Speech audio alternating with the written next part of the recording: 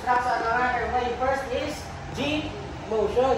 So pangangawin natin na, then kung nakita natin ito, pasudo natin yan. Tapos, then insert, tapos G motion. Kita nyo? Then, hugot. Kuha. Diyan. Diba? Pasudod. Then, hugot. Okay? So, yung karwa is scissor method. So, anong scissor method? Gunting. Bulantakan gunting. Nag-ibutan nito. So, hindi mo. So, scissor method is ang buwata.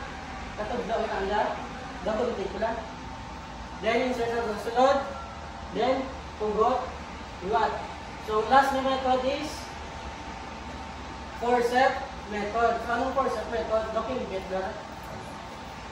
Kuha. So, same nga pong process. Kung makita natin ito mag-construct, then kuha, then hugot, luwat. Sa atong itong na mind choking ito ha. Sige ka na. Sige pa, nakita mga first aid. So, paano kung ito patient is kumain, tapos nagabusong. So, paano na itong na i-first aid sa choking?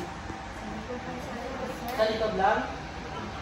So, allowed na kita mag-choke sa babae na nagabusong? Pwede? So, paano? May kung nag-obstruct na lang yung airway, tapos sinagulan, tapos sa ginawa, kung natin pag-choke. So, paano ka na i-first aid?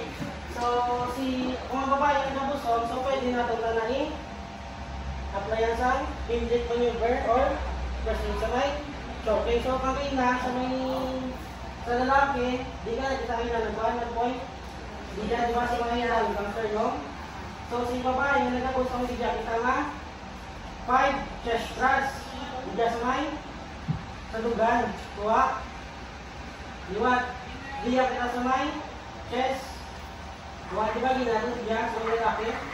So, kung kabusog ito,